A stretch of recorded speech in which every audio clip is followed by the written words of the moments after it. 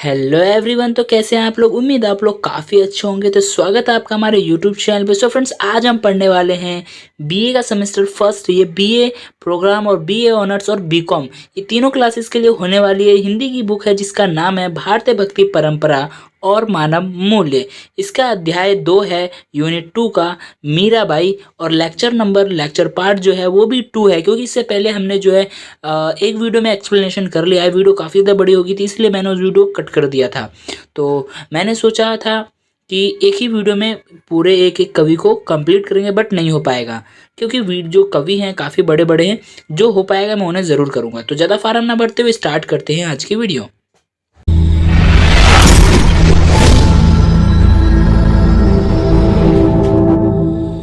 So friend, जैसा कि आप लोगों को पता है कि इससे पहले के जितने भी टॉपिक्स थे सारे टॉपिक्स हमने लेक्चर 1 में कंप्लीट कर लिए हैं। ये वीडियो जो है लेक्चर 2 होने वाली है, जिसमें हमारा जो फर्स्ट टॉपिक रहने वाला है वो रहने वाला है मीराबाई की भक्ति ये विचारधारा। यानी कि जो मीराबाई थी उनकी भक्ति कैसी थी और उनकी जो विचारधारा, उनकी जो सोच थी वो कैसी थी, वो देखने वाले हैं इस टॉपिक में।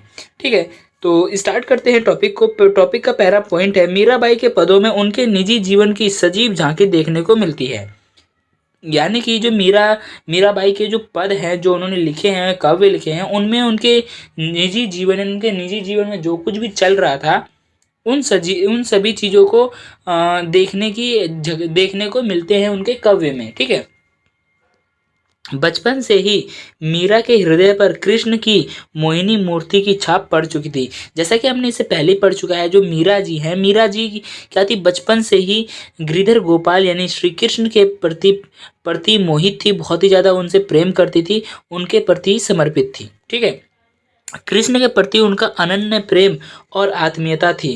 कृष्ण के प्रति उनका बहुत ही अनंत प्रेम था और बहुत ही अच्छा आत्मीयता थी, आत्मविश्वास था, आत्मभाव था।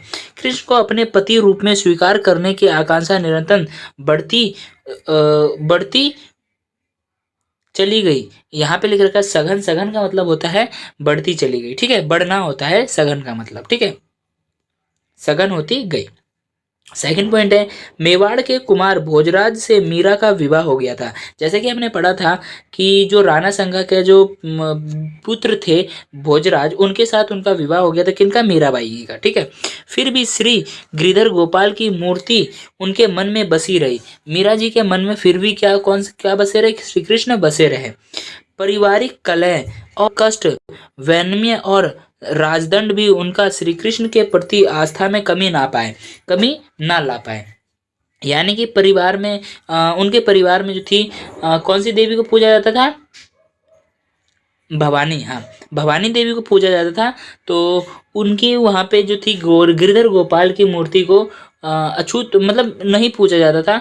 उस वजह से क्या हुआ, उनके राज परिवार में कलह और कलह कष्ट यानी घर में लड़ाई झगड़े होने लगे। कष्ट उन्हें जो लोग थे वो कष्ट देने लगे। उन्हें लांछन वेमन्य शायद मतलब लांछन करने लगे और उनसे कोई ढंग से बातचीत नहीं करता था। उन्हें अछूत करने लगे और उन्हें राजदंड भी देने लगे, राजदंड मिलने लगे थे उन्हें। लेकिन इन सभी के पश्चात उनका प्रेम इतना दृढ़ था, इतना सघन था कि उनकी आस्था में कोई भी कमी नहीं आई। ठीक है, उल्टा और बढ़ती चली गई थी। ठीक है, मीरा के इष्ट देव और स्वामी श्री कृष्ण थे। मीरा के इष्ट देव और स्वामी जो थे श्री कृष्ण थे। उन्होंने स्थान पर ईश्वर के संबंध में विरोधी बातें कही हैं। यानी कि अलग अलग स्थानों पर जो मीराबाई, उन्होंने अलग अलग स्थानों पर ईश्वर के विरोध में कई सारी बातें कही हैं। कहीं तो वह ईश्वर को अविनाशी कहकर निर्गुण ब्रह्म से समान बताती है। कहीं कहीं पर उन्होंने क्या कहा है, जो ईश्वर है उसको अविनाशी बताकर, मतलब अविनाशी यानी वो उनका कोई भी नाश नहीं हो सकता, और वो उनको निर्गुण ब्रह्म भी बताती है। ठीक है, कहीं परमेश्वरशाली यानी सर्वशक्तिमान तथा लीलामय बताती है। प्रश्न यह उठता है कि उनका आराध्य का स्वरूप कैसा था। देखो इन सभी, देखो निर्गुण भी बताती है और सगुण भी बताती है।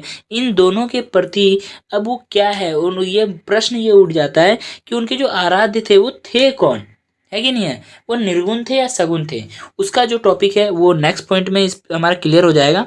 तो देखो नेक्स्ट पॉइंट है, ईश्वर के निर्गुण रूप के विषय में उन्होंने कई विशेषणों का प्रयोग किया है।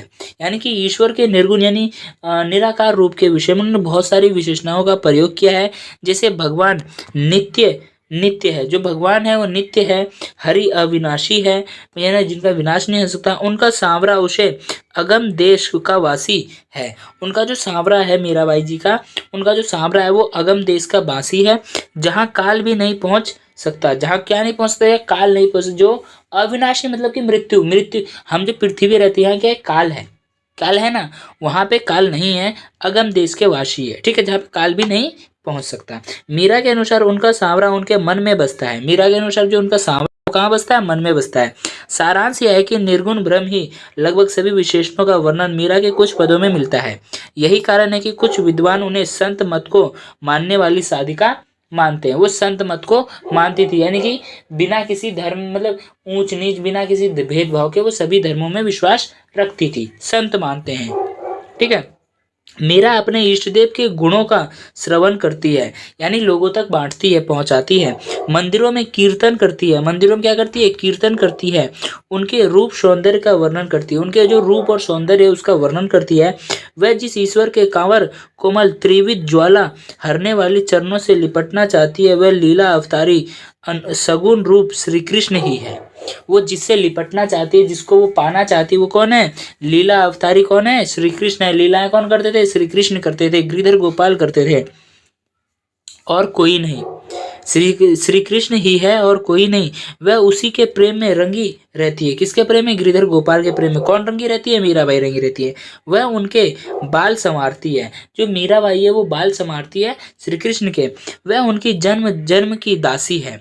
वह क्या है? जन्म जन्म की दासी है। कृष्ण उनका प्रेम प्रिय मीत पूर्व जन्म का साथी है, यानी प्रेम से भी प्यारा एक मित्र है जो उनका पूर्व जन्म का साथी है, जन्म मरण का साथी है। जन्म मरण यानी कहते हैं ना, जीना भी तेरे साथ, मरना भी तेरे साथ, तो जन्म मरण का साथी है। कृष्ण के सामने मीरा ने स्वयं को पूर्ण रूप से समर्पित कर दिया है। कृष्ण के सामने मीरा ने क्या है? अपने आप को पूर्ण समर्पित कर दिया है। जो कुछ है सब कुछ कृष्ण के ऊपर ही निछावर कर दिया है। ठीक है, अब बढ़ते हैं आगे। तो नेक्स्ट टॉपिक हमारा आता है मीरा की भक्ति भावना। ठीक है, जो मीरा जी थी उनकी भक्ति भावना कैसी थी उसको देखेंगे। पहला पॉइंट है, मीरा ने अपने आराध्य श्री कृष्ण की भक्ति दंपत्य अर्थात पति पत्नी भाव से की है। ठीक है, इतना क्लियर है। उन्होंने कृष्ण को प्रियतम, पति, धनी, स्वामी आदि विभिन्न संबंधों से पुकारा है। जो मीरा जी है उन्होंने अपने आराध्य श्री कृष्ण की भक्ति जो है दंपत्य भाव यानी कि पति पत्नी भाव से की है। उन्होंने उन कृष्ण को कई सारे नामों से पुकारा, जैसे प्रियतम, पति, धनी, स्वामी आदि नामों से उन्हें पुकारा। वह अपने लोक के प्रति कुमार भोजराज से भी अधिक प्रेम गिरिधर गोपाल से करती थी। यह बात उनकी संपूर्ण पदावली से स्पष्ट हो जाती है कि वो सबसे ज्यादा प्रेम किससे करती थी? श्री कृष्ण गिरिधर गोपाल से करती थी। मीरा को नटवर नागर सांवरे की मनोहरता पर अभिमान है। जो मीरा जी हैं उनको नटवर नागर सांवरे की मनोहरता यानी कृष्ण की मनोहरता पर उनका अभिमान है। इसका उन्होंने मुक्त खंड से वर्णन किया। इसका उन्होंने क्या किया? अपने मुक्त खंड से वर्णन किया, स्वतंत्र होकर इसका वर्णन किया है। स्वयं को उनकी जन्म जन्म की दासी और उन्हें अपने पूर्व जन्म का साथी बताती है। कौन? मीरा जी। मीरा की यह भावना मिलन और वियोग दोनों परिस्थितियों में अद्भुत उल्लास, आतुरता और तन्मयता से व्यक्त हुई है। यानी कि जो मीरा जी की जो भावना है ये मिलन की भावना भी है, वियोग भी है, दोनों स्थितियों में अद्भुत है, अद्भुत उल्लास भरती है। आतुरता यानी मिलने की जो एक होती है ना इच्छा, प्रबल इच्छा को वो करती है, तन्मयता से व्यक्त करती है। वह अपने मन की और अपने उनके समर्पित भाव से उसको व्यक्त करती है। मीरा श्री कृष्ण की कल्पना प्रेमी और पति दोनों रूपों में पूजा करती है।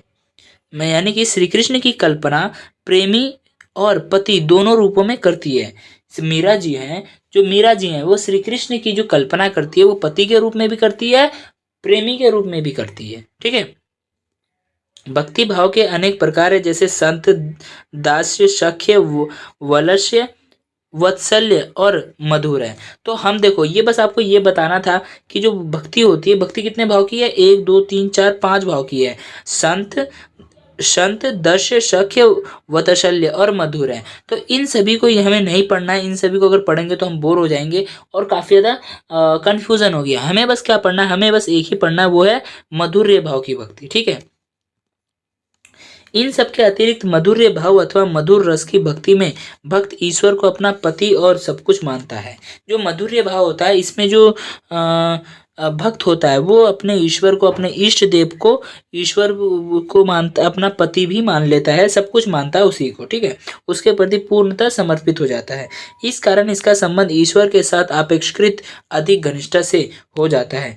इसी कारण जब वो अपने उसके समर्पित हो जाता है पूरी तरीके से, तो ईश्वर के साथ मतलब बिना किसी रोक टोक के अपेक्षाकृत अधिक घनिष्ठता से, यानी और अधिक दृढ़ दृढ़ संबंध, यानी अच्छे से मतलब पास से जुड़ जाता है। मीरा के प्रेम भाव में सामान्य मानवीयता मर्यादा मिलती है। उनके जो प्रेम भाव थी उनमें मर्यादाएं भी मिलती है, मानवीय मर्यादा मिलती है। मीरा का प्रेम स्वीकृत का प्रेम है। जो मीरा जी का प्रेम है वो स्वीकृत यानी कि स्वप्न, काल्पनिक प्रेम है, स्वप्न प्रेम है। ठीक है। सूरदास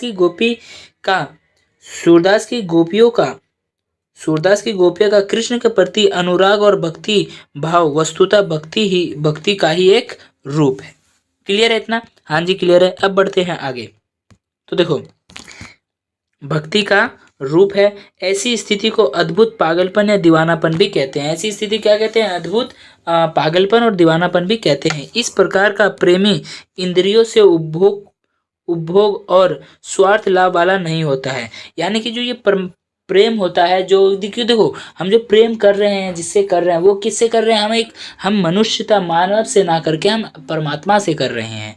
तो ये जो प्रेम है, इसमें इंद्रियां क्या होती है? अगर मैं ज़्यादा अंदर तो नहीं जाऊँगा। इंद्रियां होती है शारीरिक संबंध जो होते हैं, इंद्रियों से ना नहीं होता है, उपभोग से नहीं होता है, स्वार्थ और लाभ वाला भी नहीं होता है। ठीक है। यह नितंत एक रस यानी कि एक तरफा, स्वार्थ रहित यानी एक तरफा, नितंत यानी बिना किसी स्वार्थ के, और एक रस यानी एक निष्ठ से होता है, कम वासना से भी विशुद्ध गोपी भाव कहलाता है। ठीक है। मीराबाई की भक्ति भी वस्तुतः गोपी भाव की भक्ति थी। जो मीराबाई की भक्ति थी गोपी भाव की भक्ति थी। वह अपने आप को ललिता नाम की किसी गोपी का अवतार बताती है। संभवित इसी कारण मीरा से पूर्ण परिचय जोड़ती है। जो मीरा जी है, इसी प्रकार कृष्ण से वो पूर्ण परिचय जोड़ती है कि हम जन्म मरण के साथी हैं। वह अपने गिरधर नागर को सदा पीवा, सैया, भरतार, साजन, वर आदि नामों से संबोधित करती है। वह उनके प्रेम में पागल है। किसके प्रेम में? मीरा जी किसकी प्रेम में पागल है? गिरधर गोपाल के प्रेम में पागल है। उनके एकनिष्ठ प्रेम है, उनसे एकनिष्ठ प्रेम है। उनका गुणगान करती है। किसका? गिरधर गोपाल का गुणगान करती है। पाँव में घुंघरू बांधकर मंदिरों में साधुओं की संगत में नाचती गाती और भाव विभोर रहती है, यानी उनकी यादों में खोई रहती है। उनके रूप सौंदर्य पर निछावर रहती है। उनके मतलब श्री कृष्ण गिरधर गोपाल उनके रूप और सौंदर्य पर निछावर रहती है, मुग्ध रहती है। मीरा कहती है कि मैं तो प्रेम दीवानी हूँ। मीरा क्या कहती है? मैं तो प्रेम दीवानी हूँ। किंतु समाज के अज्ञानी लोग मुझे कुलनासी तक कह देते हैं। जो समाज के ये कहती हैं, वो अपने काव्य में लिखती है कि जो समाज के जो लोग हैं, अज्ञानी लोग, वो मुझे कुलनासी तक कह देते हैं। वस्तुतः मीरा का समांति विचारधारा से और जड़वादी मनोवृत्ति से निरंतर संघर्ष चला, जिसकी छाप उनके काव्य में मिलती है। जो मीरा जी है उनका समांति यानी कि ये धर्म को लेकर के अलग अलग विचारधाराओं से उनका लड़ना पड़ा, और जड़वादी यानी कि जो पुराने ख्यालात हैं, जो पुराने रूढ़िवादी ख्यालात थे, उन सभी से उन्हें संघर्ष करना पड़ा, निरंतर संघर्ष करना पड़ा। और उनकी छाप हमें कहाँ देखने को मिलती है? उनके काव्य में मिलती है। क्लियर इतना? हाँ जी बिल्कुल क्लियर है। मीरा का यह मधुर्य या गोपी भाव कोरी उच्छांछलता और छिछोरे आवेश नहीं था। यानी कि जो मीराबाई का यह मधुर्य या गोपी भाव कोई छिछोरापन वाला आवेश नहीं था। यानी उनके अंदर कोई भी ऐसा उच्च खलता है, मतलब ऐसी उच्च खलता का मतलब मुझे नहीं पता यार, मैं लिखना भूल गया, वैसे मुझे इसका मीन नहीं पता। ठीक है। तो छिछोरापन होता है यानी पागलपन जैसा कोई भी मतलब गलत चीज़ें नहीं थी उनके मन में। ठीक है। अब बढ़ते हैं आगे। वास्तव में यह आत्मिक अनुभूति की सच्चाई पर आश्रित मर्यादा के अंदर रहने वाला प्रेम था। वास्तव में क्या था? मर्यादा के अंदर रहने वाला प्रेम था। इसीलिए उन्होंने बार बार सज श्रृंगार के नाम पर केवल शील वस्त्र ही धारण किए। शील वस्त्र क्या होता है? आपने देखा होगा, आदिवासी लोग जो पहनते हैं, अजीब से कपड़े होते हैं, पूरे कपड़े नहीं होते बदन पे, आधे ही कपड़े होते हैं, ठीक है, तो उसे शील वस्त्र कहते हैं। अमर रस का प्याला पीकर आत्म अनुभव के आनंद में मग्न रहने की बात कही है। मीरा अपने मौलिक सिद्धांतों और उच्च नैतिक आदर्श के कारण तांत्रिक साधनाओं से नितंत परे रही है। यानी कि मीरा जी क्या थी? वो अपनी नैतिक और अपने सिद्धांत के अनुसार, अपने ज्ञान के बल पर क्या थी, जितनी भी कर्मकांड थे, फालतू के तांत्रिक साधनाएं थी, उनसे नितांत बहुत दूर रहती थी, नितांत दूर थी।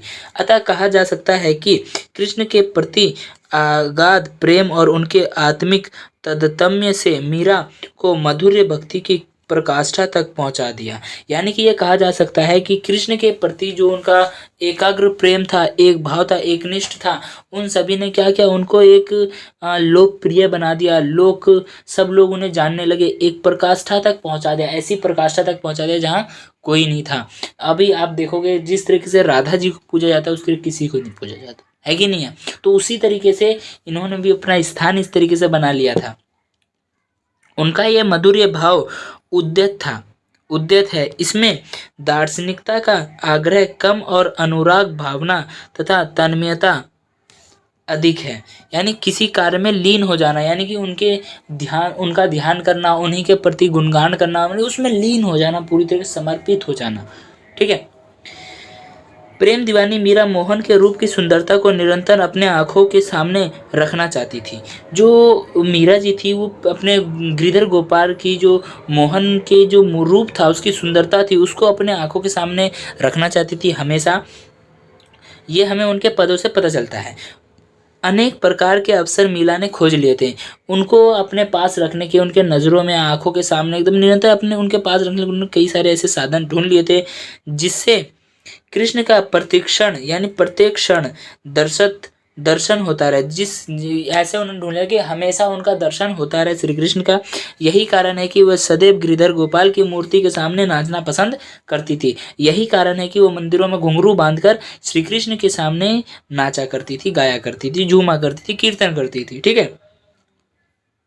अब ऐसा करके वो कुछ पाना चाहती थी।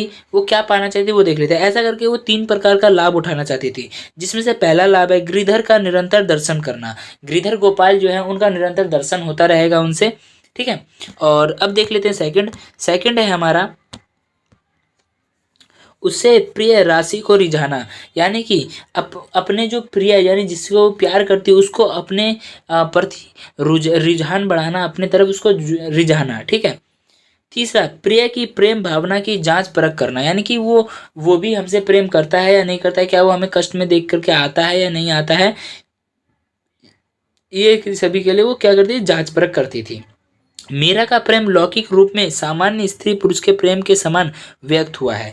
जो मीरा का जो प्रेम है वो सामान्य रूप से सामान्य स्त्री पुरुष के प्रेम के समान ही व्यक्त हुआ है, किंतु उनका प्रियतम इस जगत का पुरुष ना होकर परमात्मा है। इस तरीके से वो हुआ तो है, उनके सभी के लोग सामने तो आया। उनका प्रेम जो है, जैसे हम लोग प्यार करते हैं तो सबको पता चल जाता है, तो उसी तरह उन्होंने जिससे प्रेम किया उससे प्यार किया। लेकिन हम जिसे प्यार करते हैं किससे करते हैं? मनुष्य करते हैं। लेकिन उन्होंने किससे प्यार किया? परमात्मा से प्यार किया, ठीक है।